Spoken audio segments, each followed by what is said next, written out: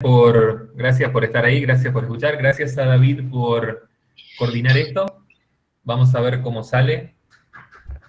Es un poco extraño escucharle la voz a David por primera vez después de 3 años de trabajar juntos. Es un poco curioso. La semana pasada me dijo David si no estaba interesado en hablarles a ustedes un poco respecto a activación conductual, respecto a los tratamientos conductuales para depresión. ¿Conocen algo del tema? ¿Sí? ¿No? ¿Más o menos? ¿Alguna idea? ¿Conocen? Sí, hagan así, si no, hagan. Ok. La idea para hoy era... Yo quisiera hablarles de 3 cosas hoy. En primer lugar, contarles un poco sobre la historia de los tratamientos para depresión, de los tratamientos conductuales para depresión, así que un poquito de la parte histórica, que es siempre la parte más aburrida.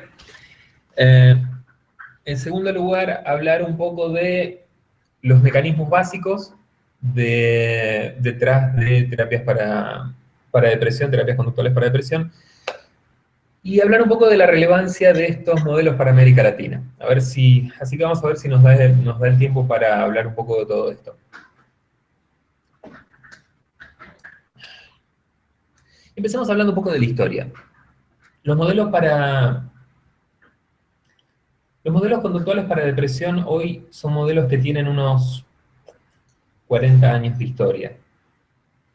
Y, por supuesto, forman parte de las terapias de modificación de conducta. Es un desarrollo en base a las terapias de modificación de conducta. Y tiene una historia que es extremadamente interesante, al menos para mí. Y pasa esto. Desde las ramas del conductismo, desde las ramas del análisis de la conducta, durante la primera mitad del siglo XX no hubo demasiados desarrollos con respecto a depresión. Había pocos desarrollos clínicos. Pero esto cambia. Skinner había escrito algunas cosas, pero esto cambia en la década del 70. Y en particular, yo creo que si le fuéramos a poner una fecha de nacimiento a los tratamientos conductuales para depresión, sería 1973, y en particular octubre de 1973, que es cuando se publica este paper, que no creo que se vea nada, pero este paper, ¿se ve algo? Ahí. Este artículo se llama Un análisis funcional de la depresión, escrito por Charles Ferser, y esta es la primera conceptualización conductual del fenómeno de la depresión. Esta es una de las primeras aproximaciones organizadas. Había habido algunas cositas un poco caóticas, un poco desperdigadas por aquí y por allá, pero este artículo es la primera vez que se intenta dar una explicación conductual para uno de los problemas clínicos más frecuentes y más desafiantes para el terapeuta. Es una de las cosas con las cuales lidiamos más a menudo. Ahora, Ferser propone a la depresión como un cambio en la frecuencia de algunas conductas. Básicamente la idea que va a proponer Ferser es, en lugar de pensarlo como una entidad interna, como algo que está roto dentro de la cabeza de la persona, en lugar de decir el problema son pensamientos que están fuera de lugar, o el problema son emociones que están fuera de lugar, o hoy podríamos decir neurotransmisores que están fuera de lugar, lo que va a decir es, la depresión consiste primariamente en el cambio de la frecuencia relativa de ciertas actividades. Ciertas cosas van a pasar más y ciertas cosas van a pasar menos. Ciertas conductas de la depresión van a suceder más a menudo. Pensemos en la queja, pensemos en el llanto, pensemos en la manifestación de emociones negativas, emociones difíciles. Y ciertas conductas van a pasar menos. Lo que podríamos llamar de alguna manera conductas saludables, intercambio social, demás. Y esta va a ser la primera descripción de la depresión. Por la misma época, y de manera paralela, pero un poco distinto, un señor llamado Peter Levinson estaba también trabajando sobre depresión, también estaba investigando, conceptualizando un poco esto, y ofrece una explicación similar. Ahora, en un rato vamos a ver, dentro de unos minutos vamos a ver un poco cuál es concretamente la conceptualización de la depresión. Por ahora déjenme pasearlos un poco por la historia de esto. La cuestión es que hacia el 74, el 76, Peter Levinson desarrolla el primer modelo de tratamiento conductual de la depresión. Y es el primero que empieza a proponer, es el primero que propone la planificación de actividades como parte del tratamiento, como parte central del tratamiento. Es decir, además de lo que van a ser entrenamiento en habilidades, exposición, algunas cosas, Levinson va a ser el primero que dice, que propone esto. ¿Qué pasa si empezamos a planificar actividades placenteras, actividades agradables dentro de la rutina diaria del paciente, de manera de ponerlo en contacto con reforzadores positivos? Entonces, la cuestión es así. Estamos acá a mediados de los 70, del 73 al 78, y el análisis de la conducta está dando los primeros pasos para generar tratamientos para depresión. El problema aparece cuando llegamos a finales de la década del 70, porque en el 79 pasa una cosa, y es que en el 79 se publica un libro. ¿Saben qué libro se publica en el 79? ¿Alguien tiene alguna idea de qué libro se publica en el 79? Lo miran todos a David a ver si él sabe. Me encanta. El libro de Beck. El libro de Beck, exacto. En el 79 se publica Terapia Cognitiva para la Depresión, Beck y otros autores. Y lo que pasaba es esto. El tratamiento de activación conductual, lo que estaba desarrollando Levinson, las conceptualizaciones conductuales, son, como todos los tratamientos conductuales, son tratamientos un poco brutos, poco sofisticados, por decirlo de alguna forma. Si uno piensa, tremendamente efectivos, pero poco sofisticados. Si nosotros pensamos, por ejemplo, uno de los tratamientos con mejor eficacia para los trastornos de la ansiedad, terapia de exposición, es un tratamiento tremendamente simple. No tiene demasiada sofisticación cuando hacemos terapia de exposición para fobias, trastorno obsesivo compulsivo, trastorno de estrés postraumático. Son tratamientos simples y de pronto aparecía, en el 39 aparecía una propuesta mucho más compleja que parecía abarcar cosas que el tratamiento conductual estaba dejando de lado, cosas que no estaban incluidas. Y como los psicólogos solemos tener cierta atracción hacia las cosas que parecen más complicadas, no sé por qué, pero nos suelen llamar más la atención, todo ese interés, todo ese empuje que estaba teniendo activación conductual se pierde y se va hacia el lado de terapia cognitiva para depresión. Este libro, cuando sale, el libro de Beck, tiene un impacto enorme, al punto que hacia finales de los 80 se incluye a terapia cognitiva y se excluye a terapia de activación conductual, se excluye a los modelos conductuales de lo que se llamó el Programa Colaborativo de Investigación para el Tratamiento de la Depresión, que era un programa de investigación que tenía el Instituto de Salud Mental de Estados Unidos. En ese momento se sacó activación conductual y pusieron a terapia cognitiva. Con lo cual, llegamos a finales de los 80 con un panorama bastante lúgubre, si quieren, para activación conductual. Había sido superado en casi todos los aspectos, se enseñaba terapia cognitiva, se difundía terapia cognitiva, había tenido muchísimo éxito, y parecía que eso había sido el final de la historia para activación conductual. ¿Sí? ¿Hasta acá me sigue más o menos? Sí. ¿Están vivos ahí o me pusieron una foto? No. Ok. Yo tenía miedo que me hubieran puesto una foto, los veo quietos. Entonces pasa esto. A principios de los 90, ¿ustedes conocen más o menos cómo es terapia cognitiva para depresión? ¿Están familiarizados? Más o menos, sí, no tiene más puta idea, ok. Terapia cognitiva involucra varios procedimientos, lo que llamamos varios componentes de tratamiento, ¿sí?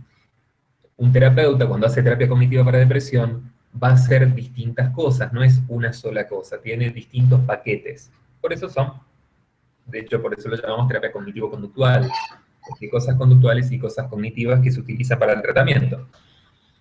Ahora, a principios de los 90, un grupo de investigadores de la Universidad de Washington deciden hacer un estudio, una investigación de análisis de componente, para testear dos cosas. Por un lado, qué tanto contribuían los distintos componentes a la mejoría de la depresión, y por otro lado, lo que estaban tratando de hacer era testear si las hipótesis que estaba proponiendo Beck eran válidas. Porque el asunto es este. Beck propone que la depresión está causada básicamente por formas de pensar.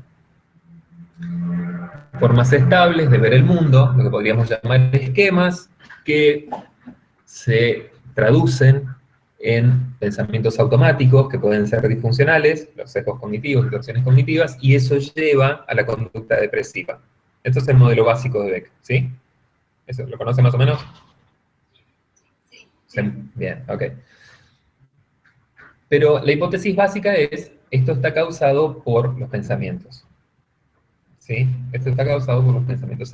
Tienen que cambiar los pensamientos para que la persona mejore de la depresión. Entonces, este equipo de investigadores, liderados por Neil Jacobson, investigador de Washington, deciden hacer un análisis de componente. Un análisis de componente consiste básicamente en tomar los distintos elementos, los distintos procedimientos que abarca un tratamiento y testear cuál es el efecto que tiene cada uno, qué tanto contribuyen a el resultado general. Es decir, se sabe, hay buena evidencia de que terapia cognitiva funciona para depresión. El asunto es, ¿qué tanto los distintos componentes contribuyen a la mejoría general? Entonces hicieron este análisis de componente para el cual tomaron 150 pacientes, 150 personas deprimidas, y las asignaron a distintas condiciones de tratamiento. Las hicieron pasar por distintos tipos de tratamiento. ¿Me siguen hasta acá? ¿Sí? Sí. Bien. Yo como no tengo feedback de ustedes, están básicamente, creo que están muertos. Yo los veo básicamente así, entonces yo cada tanto necesito saber si están respirando, me preocupo por mi público. Entonces, 3 condiciones de tratamiento. ¡Ah! Los primeros separaron en 3 grupos a los 150 pacientes y los asignaron aleatoriamente. Los primeros 50 pacientes recibieron un paquete de tratamiento que era solamente monitorear las actividades, monitorear la actividad diaria,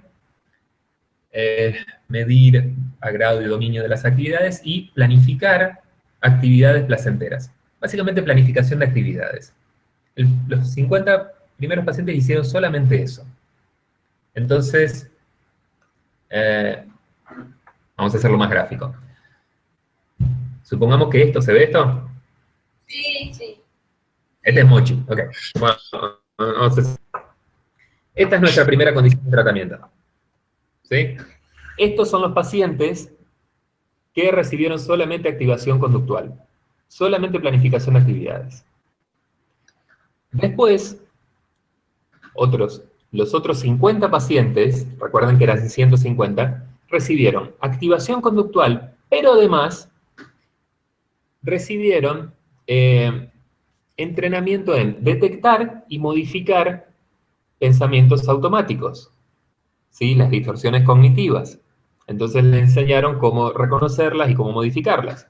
Entonces, nuestros otros 50 pacientes van a estar acá. Esta es la segunda condición. Activación conductual, y estos hacían activación conductual más pensamientos automáticos. ¿Sí? Los otros 50 pacientes recibieron la parte de activación conductual, más los pensamientos automáticos, y además trabajaron con lo que podríamos llamar los esquemas cognitivos, las formas estables de ver el mundo, ¿sí? Las formas en las cuales interpretamos la realidad, lo que Beck proponía como esquemas, ¿sí? O creencias centrales. Estoy usando los términos con cierta altura. Entonces, vamos a poner a este. Todo esto en realidad es una excusa para poder usar mis muñequitos de alguna forma.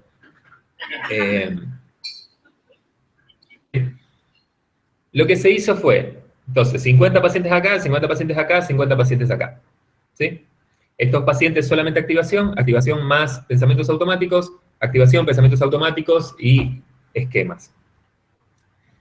Como eran pacientes deprimidos, se tomaron algunas medidas de depresión antes del tratamiento y después del tratamiento. Entonces, ¿con cuánta depresión entran y con cuánta depresión salen? Esto, en un análisis de componente, nos tendría que dar qué tan diferentes son los efectos entre una condición y otra.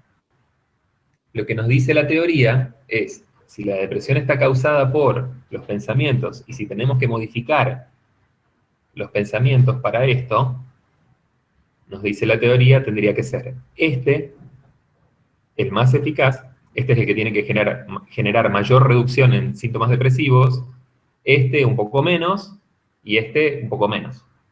¿Sí? ¿Hasta acá me siguen? Sí. Bien. Lo que pasó... Vuelven a saludar, me encanta. Lo que pasó fue que los 3 modelos de tratamiento tuvieron la misma eficacia. O sea, los pacientes que recibieron este tratamiento mejoraron tanto como los pacientes que recibieron este. Como recibieron este. Es decir, más allá de que Mochi es chiquito, tiene la misma eficacia que Finn.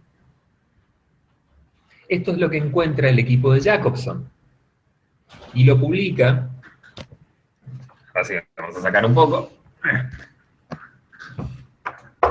Y esta es la investigación que se publica en 1996.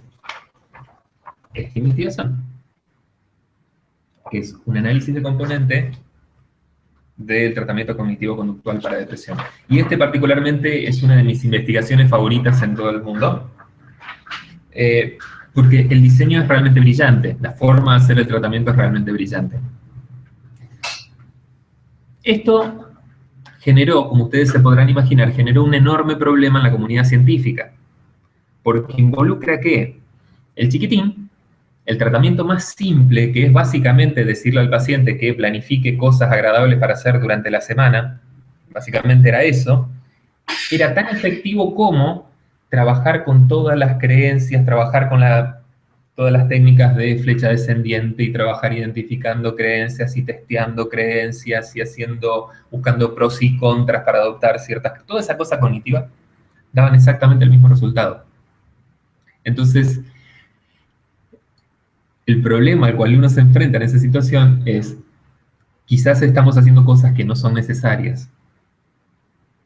Quizás las hipótesis, al menos las hipótesis causales, no son tal como las está denunciando el modelo de terapia cognitiva. Yo creo que particularmente lo más importante de esto es que quizás necesitamos menos esfuerzo para tratar la depresión. Quizás podemos hacer cosas más chiquititas que va a tener exactamente el mismo impacto que hacer cosas súper complejas y sofisticadas. Entonces, este es el estudio que sale en el 96. 2 años después, se hace un seguimiento de este estudio para medir recaídas, daba exactamente lo mismo. O sea, no importaba por si los pacientes habían hecho si habían pasado por este tratamiento o por la tasa de recaídas era la misma. Y esto llevó a algunas cosas, como les decía. Por un lado se cuestionan las teorías sobre la depresión, pero por otro lado, activación conductual, que había quedado como un componente de tratamiento, había quedado relegado a ese lugar. ¿Vieron un poco lo que pasa con relajación muscular progresiva? Que relajación muscular progresiva rara vez se da como tratamiento en sí. Se da o bien para comparar un tratamiento y usarlo de placebo, o se da como componente de otros tratamientos. Nunca se da como tratamiento en sí. Nadie va a darle a un paciente relajación muscular progresiva como tratamiento para ansiedad. Y había pasado lo mismo con activación conductual. Lo que pasa después de estas investigaciones, estas y hay otras por el estilo, es que empieza a desarrollarse activación conductual como un tratamiento en sí. No ya como un componente, sino decir, ok, esto nos puede servir como un tratamiento, esto nos puede servir de una forma efectiva en sí misma, no como parte de otra cosa, de tratar la depresión. Y entonces, estamos acá en el 98, este estudio sale en el 96, 98 sale el seguimiento, y cosa curiosa, en el 2001, y es curioso por lo siguiente, en el 2001 salen dos cosas. Por un lado sale este libro, Depresión en contexto. Después, si quieren, les pasamos los links y todas las cosas. Que este libro está escrito por Martel, Addis y Jacobson, que era el investigador titular del estudio que yo les mencioné recién. Que cuando sale este libro, Jacobson había muerto. Jacobson murió en el 2000. Así que este libro para Jacobson sale póstumo. En este libro, ellos lo que presentan es una forma de encarar el tratamiento de la depresión usando ciertas estrategias, como una forma general de organizar el tratamiento. Un tratamiento basado en principios conductuales. No un protocolo, sino más bien como una forma de encarar el tratamiento. Pero en ese mismo año, desde un lugar completamente distinto, sale esto. Y esto se llama un tratamiento breve de activación conductual para depresión, que esto fue publicado no como libro, sino como un artículo, como un paper. Y esto lo publica Carles Juez, Derek Hopko y Sandra Hopko, y lo que ofrecen en este artículo es un protocolo de 10 sesiones para depresión. En el libro de Addis y Martel y Jacobson, Martel, Addis y Jacobson, no era tanto un protocolo, sino una serie de principios. El paper, el artículo sí es un protocolo. Le dicen al terapeuta qué decir y qué hacer sesión tras sesión. Sesión 1 le decimos esto, sesión 2 hacemos esto, sesión 3 esto. El libro no era tan estructurado. Partían de bases ligeramente distintas, son equipos de trabajo distintos. El equipo de Jacobson y los herederos del equipo de Jacobson van por un lado, esto acá es el grupo del juez, va por otro lado. Son ligeramente distintos, pero son enfoques compatibles en última instancia. Solamente que uno es un protocolo y el otro es un libro. Entonces, esto sale en el 2001. Entonces, cosa interesante de paso. En este artículo publicaron el manual completo. O sea, este artículo no es que ellos hablan respecto al manual y el manual lo pusieron en un libro. No, pusieron el manual en el artículo. Con lo cual, si conseguía el artículo, tenía todo el paquete de tratamiento. No había que ir a comprar el libro a otra parte ni nada, lo pusieron directamente ahí. Lo cual, a mi juicio, ha sido siempre una movida extremadamente generosa, porque bien lo podrían haber puesto en un libro, que es lo que hicimos nosotros, y venderlo, pero no hicieron eso, sino que lo pusieron como un artículo y lo largaron a la comunidad científica. Entonces, a partir del 2001, estos modelos empezaron a cobrar fuerza en tanto modelos en sí, no ya como componentes de tratamiento, sino que activación conductual empezó a desarrollarse como un modelo en sí, como una propuesta seria para depresión. Al punto que hoy, si uno ve si uno ve todos los listados de psicoterapias eficaces, podemos ver el de la APA, pero hay un montón, hay asociaciones que hacen un listado de terapias eficaces, y activación conductual y terapia cognitiva tienen el mismo grado de evidencia. Y curiosamente parece haber hay una cosa que es divertida, porque en el 2010 sale otro libro que es este, también escrito por Martel, Dimitrián, también es el equipo de Jacobson esto, sí, son fotocopias, pero no me importa. Esto en el 2010.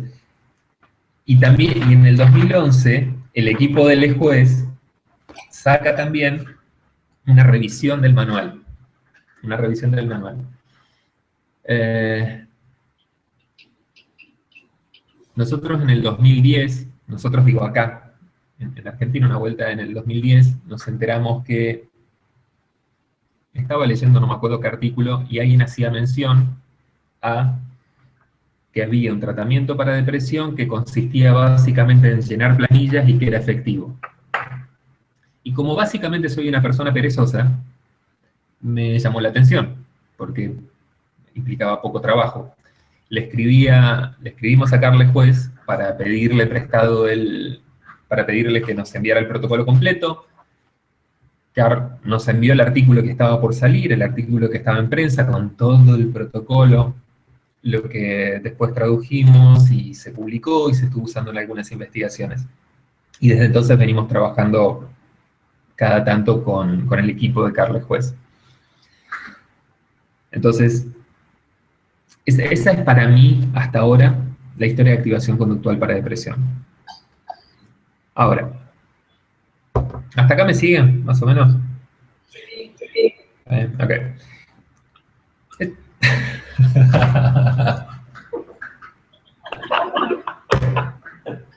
Está muy bien.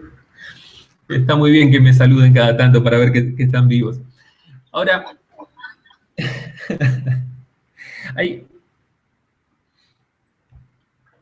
es una historia interesante, es una historia de cómo la investigación, cómo la ciencia nos permite ir corrigiendo, nos permite ir mejorando algunas cosas. Porque pasa esto, a menudo pensamos en la investigación y en la ciencia como una especie de sellito de calidad que uno le pone a las cosas. Esto está comprobado científicamente, esto es un sellito que uno le pone ahí y que significa que esto está bien. Pero esta no es la función de la ciencia. La función de la ciencia es permitirnos entender mejor algunas cosas. En el caso del estudio del paper de Jacobson, lo que nos permitió la investigación fue refinar un tratamiento. Refinar un tratamiento en el sentido de, hay opciones de tratamiento que son mucho más sencillas, mucho más eficaces, más eficientes, y que quizás serían una buena alternativa. Por eso, la ciencia es importante. Porque si no hubiera existido esa investigación, probablemente hubiéramos seguido haciendo todo el paquete de tratamiento, hubiéramos seguido usando toda esta cosa acá, que terapia cognitiva es un modelo difícil de aprender, es un modelo largo, es un modelo complejo, tiene un montón de partes, tiene un montón de cosas. Pero investigar un poco nos permitió pasar de esto a esto. Entonces, ¿cómo voy? Media hora. Yo lo que les decía recién es, cuando arranqué, la conceptualización de depresión, según el análisis de la conducta, no es una conceptualización que diga que hay algo fallado. Que casi todos los modelos que tenemos para depresión hablan de una falla en la persona.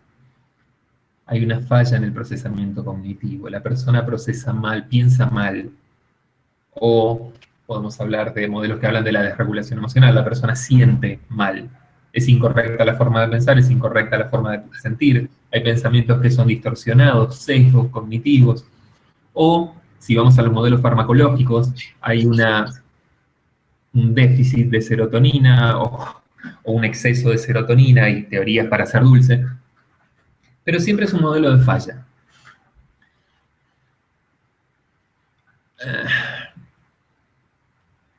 Lo que proponen los modelos conductuales es, por decirlo de alguna manera,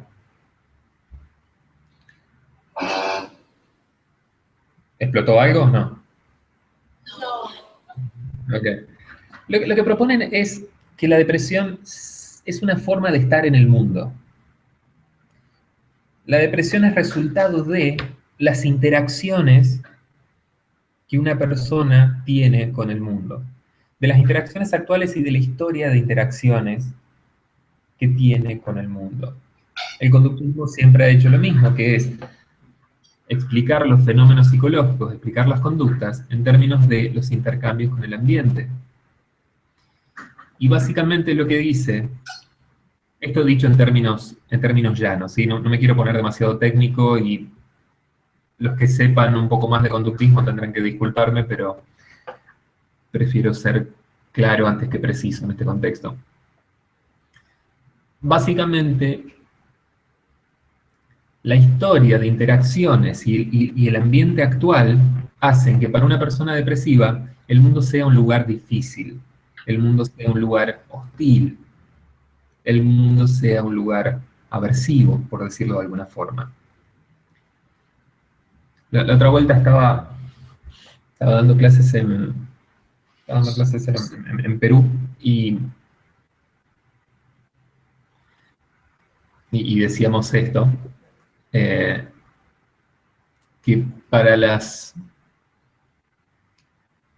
habitualmente las personas que están con depresión se considera que tienen la perspectiva distorsionada de que el mundo es una mierda. No sé, ¿puedo decir que es una mierda en la universidad? Sí. Gracias. Genial. De todos modos, yo no estoy en la universidad, así que... pero la verdad es que no es un pensamiento distorsionado. El mundo para las personas deprimidas es una mierda. ¿Por qué?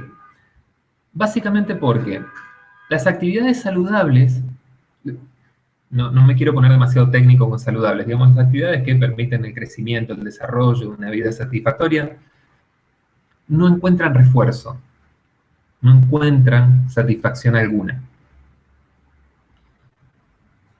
Uno, cuando está deprimido, quiere hacer algunas cosas y no encuentra resultados, o empieza o quiere hacerlas, pero se encuentra con un montón de obstáculos. Entonces yo estoy deprimido y quisiera hacer algo el sábado a la noche, pero he perdido contacto con mi medio ambiente social. O no tengo habilidades sociales como para invitar a alguien a vamos a tomar una cerveza o lo que pudiéramos hacer. Entonces, esas cosas no tienen refuerzo, mientras que las actividades poco saludables proporcionan o cierto grado de refuerzo. Piensen en lo que pasa a veces con los pacientes depresivos con la queja.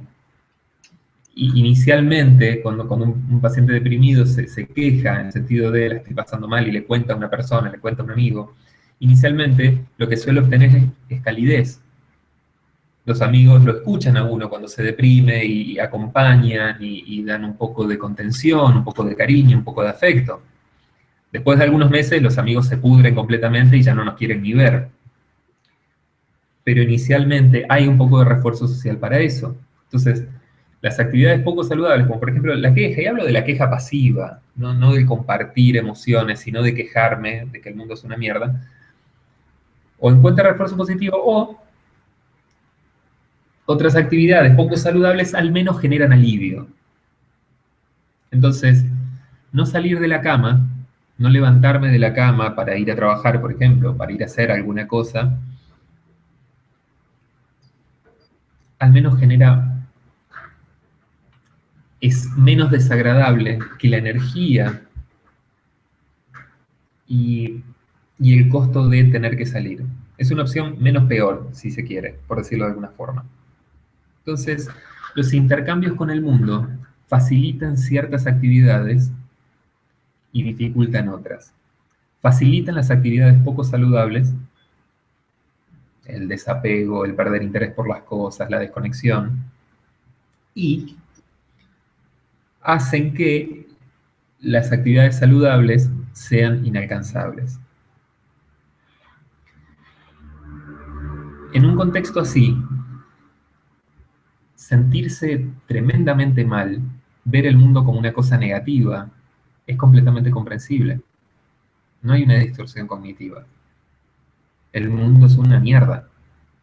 El mundo es una mierda. Yo no sé qué hacer con mi vida. No le encuentro la salida. No tengo esperanzas. Y es que efectivamente se vive así. Si han pasado por una depresión, se vive así. Entonces, ¿qué van a hacer todos los modelos de tratamiento para depresión? Básicamente, intentar cambiar la relación con el mundo. Intentar que las conductas saludables, y de nuevo tomen con pinzas esto de conductas saludables, que las conductas saludables estén un poco más disponibles, que la persona pueda notar un poco mejor el efecto que sus actividades tienen sobre el ambiente, sobre su estado de ánimo, que puedan notar un poco mejor el costo que algunas cosas tienen. Los modelos de activación conductual también trabajan con esta idea un poco prestada de aceptación y compromiso de valores. Entonces vamos a trabajar con valores. ¿Qué significa esto? Que le vamos a preguntar al paciente sobre qué tipo de vida quisiera vivir. Vamos a trabajar con este tipo de cosas. Y esto es interesante porque los primeros modelos de activación conductual, de planificación de actividades, tenían listas de actividades que se podían seleccionar. Ir al cine, salir a pasear, ir a hacer ejercicio, cosas así, y el paciente podía seleccionar de una lista. Los modelos actuales no. Los modelos actuales son mucho más personalizados. Básicamente interrogan por qué tipo de vida quisieras vivir, qué cosas quisieras sostener, cómo quisieras vivir tu vida con respecto a tus relaciones sociales, cómo quisieras vivir tu vida con respecto a tu tiempo libre, con respecto a tu salud, a tu trabajo, cómo quisieras, quién quisieras ser, para, a partir de eso, generar al estilo de brainstorming, generar actividades que nos permitan avanzar en esa dirección. ¿Se entiende esto más o menos? Sí, sí. Entonces, cada vez que pregunto algo me dicen que sí y además me saludan para que vean que están vivos. Está bien. Me encanta. Entonces, la idea es un poco eso, la idea es generar esas actividades y después empezar a planificar esas actividades dentro de la rutina cotidiana. Por supuesto, esto involucra una serie de procesos, esto involucra una serie de habilidades a aprender. Activación conductual no se trata acerca de mandar al paciente a hacer una cosa. Se trata acerca de desarrollar una manera distinta de estar en el mundo. Una manera de modificar los intercambios con el mundo de manera que ciertas cosas sean más probables, las conductas saludables si quieren, y ciertas cosas sean menos probables. Vamos a tratar de modificar de alguna forma el mundo del paciente a través de las acciones. Se están pasando notas ahí, yo los veo. Yo los veo, se están copiando, se están pasando notas. Ahí, sí, ahí. Me encanta hacer eso.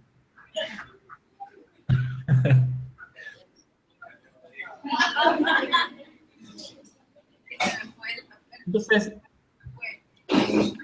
básicamente la cosa va por ahí. Tratamos de generar patrones distintos de acción. Una vida un poco más activa, una vida un poco más cercana a las cosas que uno quisiera vivir, al tipo de vida que uno quisiera vivir. Y no vamos a esperar a que cambien las emociones o los pensamientos. Les vamos a dar un factor en la génesis de la depresión. Juega, por supuesto, que los pensamientos y las emociones juegan un factor en la génesis de la depresión, pero no son un elemento causal. No los vamos a tomar como un elemento causal. No los vamos a tomar como necesito modificar lo que las personas piensan o lo que las personas sienten para que puedan hacer algo, sino que vamos a ver cómo podemos ayudar a las personas a hacer algo, y eso va a desembocar en una mejoría en el estado de ánimo y en el tono de los pensamientos. Vamos a poner las cosas al revés. ¿Sí? Vamos a arrancar por la acción para que así... Siéntese por ahí, creo que hay una silla libre acá adelante. Ahí hay una, está bien. Ahí hay una, se puede... Es que ahí no te ve. Ah, ahí no me ven. Está bien, no, entonces más atrás. Ahí está, si querés me corro yo un poco para atrás y... Bienvenida, estamos hablando de depresión, así que viene todo bien hasta ahora. Entonces, básicamente la cosa va por ahí.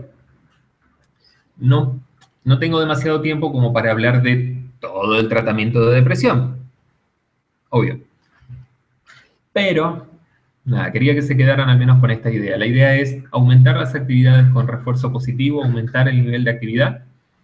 Los dos modelos de tratamiento van a tener distintos abordajes para esto. Como se trata de cambiar el balance entre conductas saludables y conductas poco saludables, los dos modelos para depresión contemporáneos, que son el de Addis, Martel, Dimissian, por un lado, y el de Lescuet, por otro, van a tomar distintos enfoques para lograr lo mismo.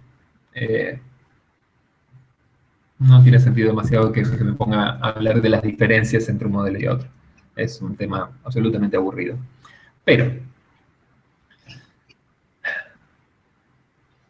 aquí llego al tercer punto, y es ¿por qué estamos trabajando con esto en Latinoamérica? ¿Y por qué estamos hinchando las pelotas? ¿Se puede decir hinchando las pelotas? ¿Tiene sentido en Panamá? ¿No? Ok. Yo cada vez que viajo trato de aprenderme los insultos locales. La otra vez en Perú me enseñaron un par, pero nada, no sé todavía cuáles son los insultos locales en Panamá, tendré que aprenderlos en el futuro. Pero el motivo por el cual estamos haciendo tanto movimiento con respecto a activación conductual es por lo siguiente. Estamos en 2016. Para dentro de 4 años, depende de quién haga los cálculos, pero según algunos cálculos, dentro de 4 años, 2020, la depresión va a ser el segundo factor de enfermedad a nivel mundial. Y esto es particularmente preocupante en Latinoamérica.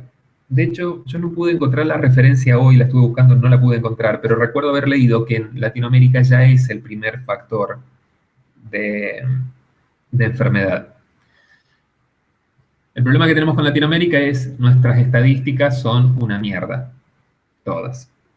Hay algunos países que tienen buenas estadísticas, pero por ejemplo las estadísticas de Argentina son una porquería, de la primera a la última, tenemos estadísticas muy pobres. Y eso me lleva al siguiente punto. Si hay una cosa que no abunda en toda Latinoamérica, es dinero. Es algo que dinero y prosperidad no es una cosa que nos haya tocado demasiado en el reparto de las naciones. Pero tenemos tasas de depresión tan altas como en otros lugares. Y es entonces cuando yo creo necesitamos empezar a pensar en términos de los costos de los tratamientos, en términos de sistemas de salud. Porque pasa esto. Terapia cognitiva para depresión es tan eficaz como activación conductual. No es que un modelo sea más eficaz que el otro. ¿Sí? Son modelos útiles. Hay un montón de modelos para depresión. Lo que tiene activación conductual es que de todos los modelos que hay, es el más simple. Es el más fácil de aprender. De hecho, la manera en la cual aprendimos nosotros activación conductual inicialmente fue leyendo el artículo de activación conductual que dice qué es lo que hay que decir sesión por sesión, en el caso del juez. Es un modelo increíblemente fácil de aprender. Nosotros acá hacemos los entrenamientos en 5 horas.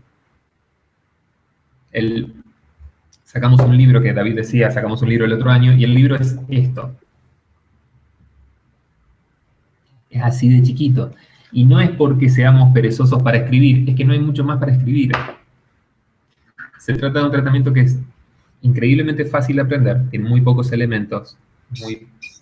Después viene siempre la práctica y el dominio del modelo.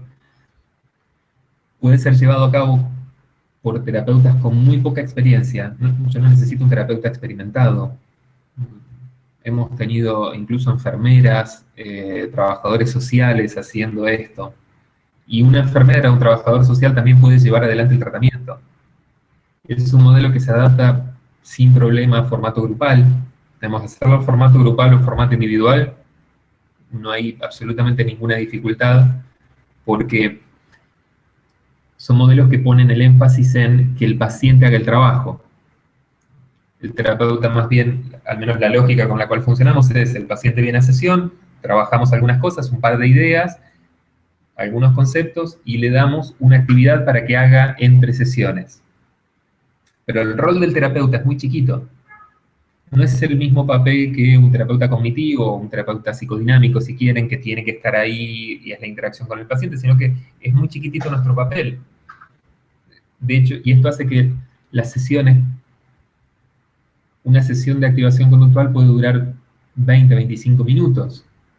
Y si lo pensamos esto en contextos hospitalarios, piensen en los hospitales, al menos acá, generalmente los servicios de salud mental, ese es el tiempo que tienen para trabajar con un paciente, no tienen entrevistas de 1 hora. Acá un paciente que va a un hospital rara vez puede tener una sesión de 1 hora. A lo sumo tiene entrevistas de 20 minutos, 25, media hora si están con un poco de suerte, y eso es todo el tiempo, porque los sistemas de salud están abarrotados. Entonces, esto es lo interesante. El tratamiento no es una panacea. No sirve para todos los pacientes, pero no necesitamos que sirva para todos los pacientes. Necesitamos, sí, tener una buena alternativa, una alternativa que sea sencilla, que no sea difícil de entrenar, que no sea difícil de llevar a cabo, y que sea económica. Y necesitamos esto en Latinoamérica. Sobre todo con depresión. Especialmente con depresión, porque es el trastorno que más nos cuesta. El costo que tenemos en sistemas de salud, el costo que tenemos en el Estado por estas cosas es enorme. El costo que genera la depresión. No hablemos ni siquiera del sufrimiento, pero hablemos del costo que tiene para toda la sociedad esto. Y no tenemos recursos. Entonces, yo lo que creo es esto. Si uno está en Europa y tiene un montón de dinero para los sistemas de salud a disposición, hagan el tratamiento que les guste, total tienen dinero para gastar. Si están en Latinoamérica, que somos todos un poco más pobres, además de que un tratamiento sea eficaz, además de que un tratamiento ayude para depresión, es vital que sea accesible. Accesible para los terapeutas, que sea accesible para los pacientes, que pueda llegar a la mayor cantidad de personas posibles. No les va a servir a todo el mundo, y yo eso lo sé, activación conductual no le va a servir a todo el mundo, pero sí le puede servir a una suficiente cantidad como para que los que no pueda ayudar a activación conductual, después sí, trabajamos con terapia cognitiva, trabajamos con modelos de resolución de problemas, modelos psicodinámicos o lo que sea que tengamos a mano. Pero es un buen primer paso.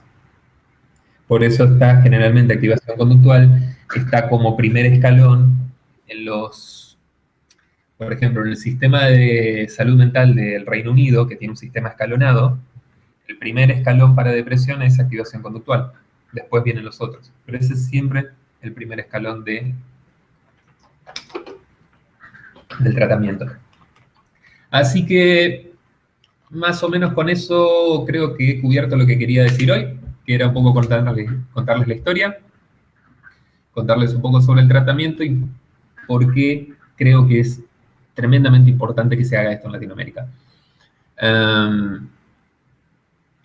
En Ciencia hemos publicado algunas cosas, unos cuantos artículos sobre activación conductual. Digo yo señalando con el dedo a David, porque veo a David de este lado. Ustedes me ven señalando a la cámara, obvio. Me estoy dando cuenta que si señalo a la cámara, ustedes no saben a dónde estoy señalando. Pero en Ciencia hemos publicado algunas cosas, hay material ahí, si quieren leer un poco más. Está el sitio web, en nuestro sitio web en batd.com.ar. Después David les puede pasar el link. Hemos puesto un montón de artículos que pueden descargarse. Toda la descarga es ilegal, están todos pirateados, pero bueno, bájenlos. No le digan a nadie. Y nada, básicamente eso. Ahora, no sé qué sigue, David. ¿Preguntas? ¿Algo? ¿Hay preguntas?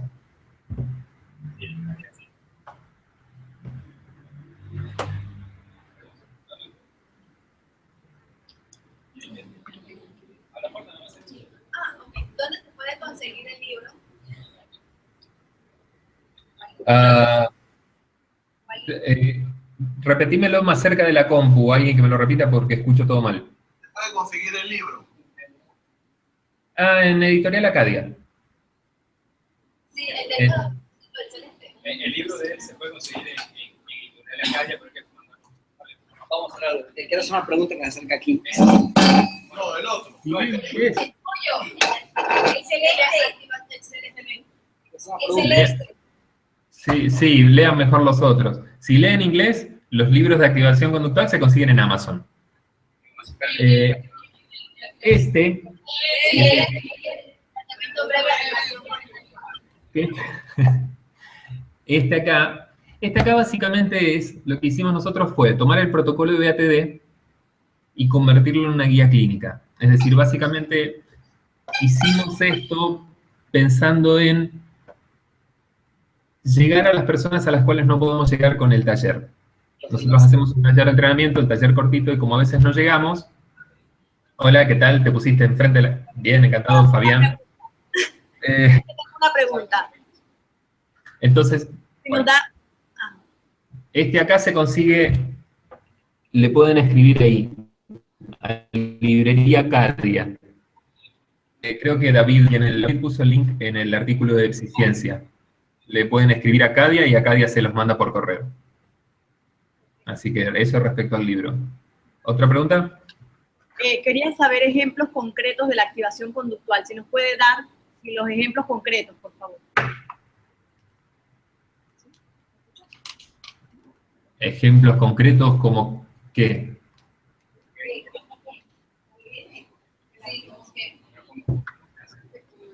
Ajá.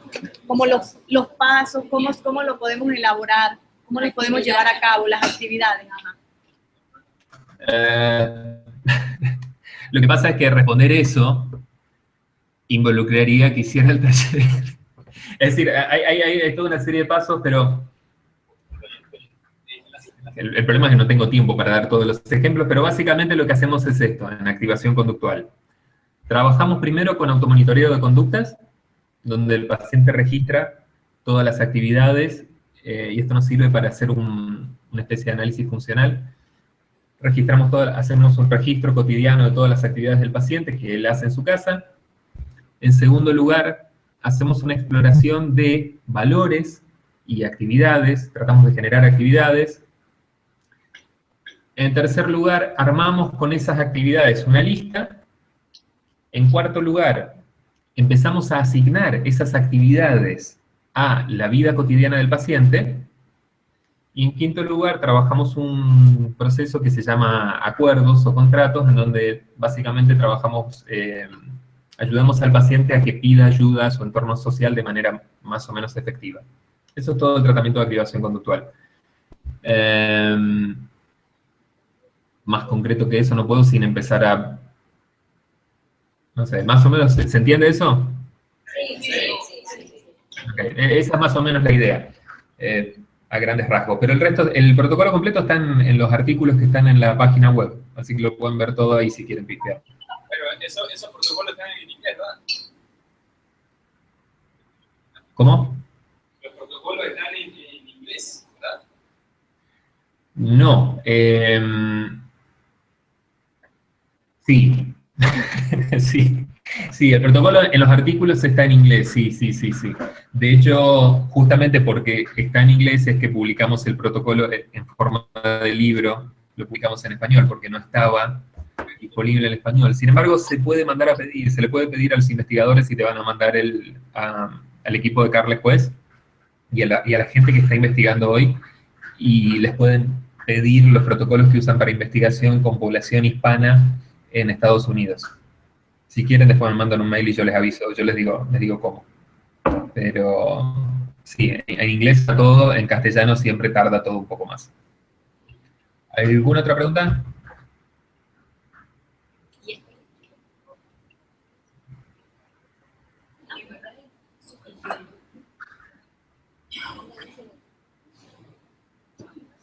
Yo estoy esperando, yo no tengo nada que hacer.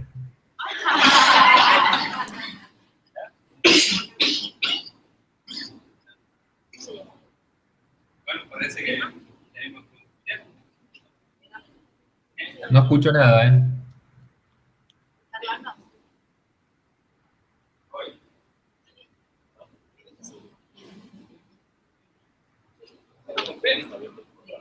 No, que dicen que explicaste muy bien y que parece que no se necesita más. Tiene una pregunta, hay una pregunta. Ven. Hay una pregunta, Estaba con pena. Bueno, es que para yo pena es tristeza. Con vergüenza.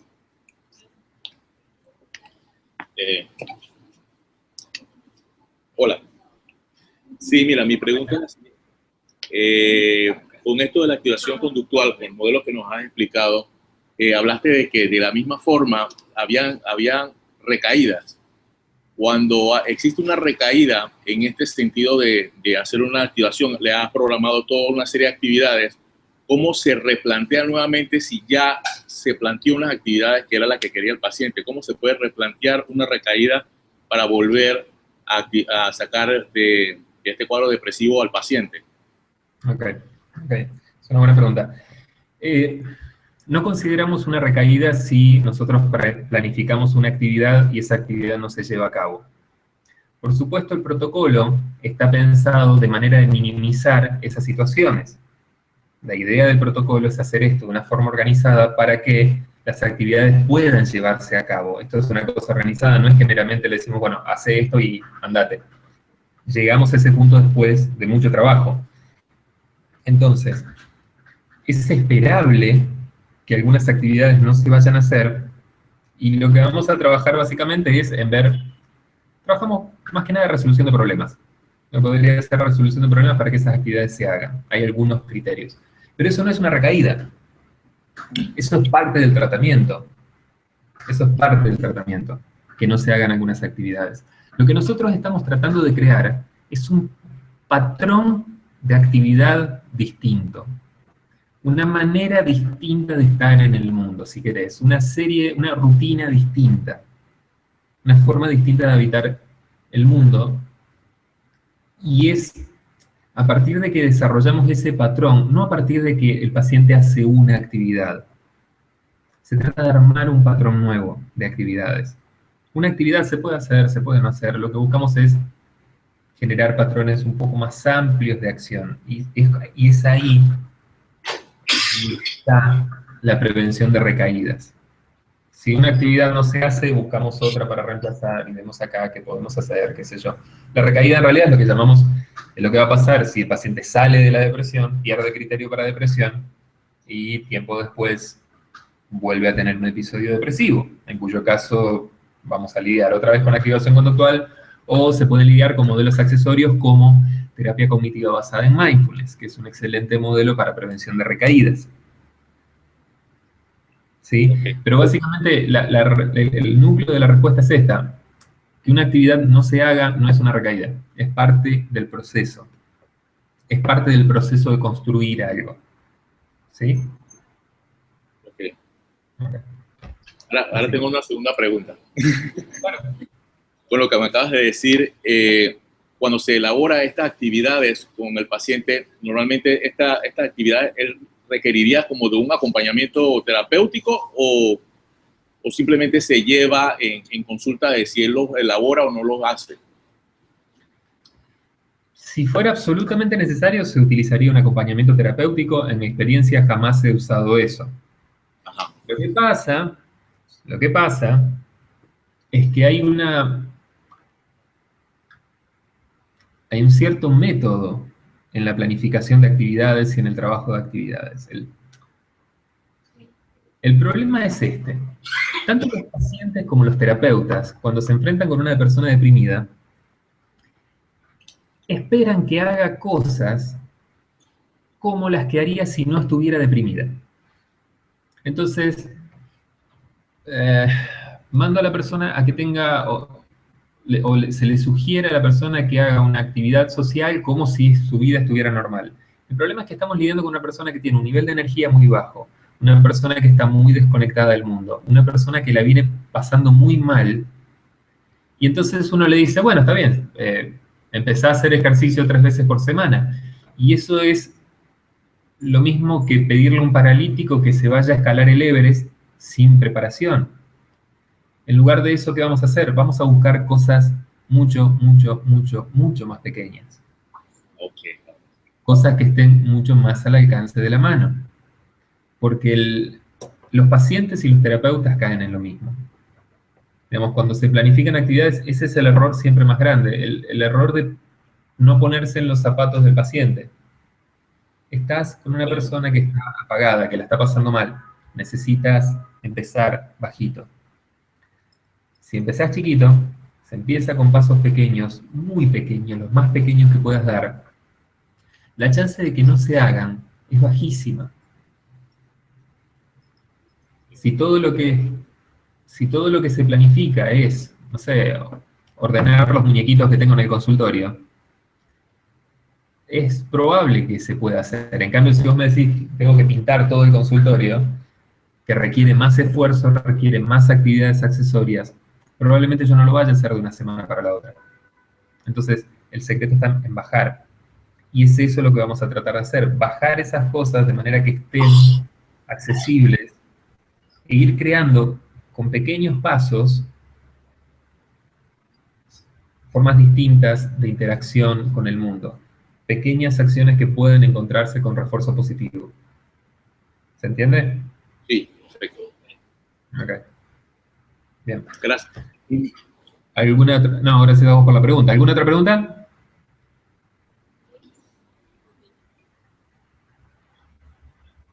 Si no...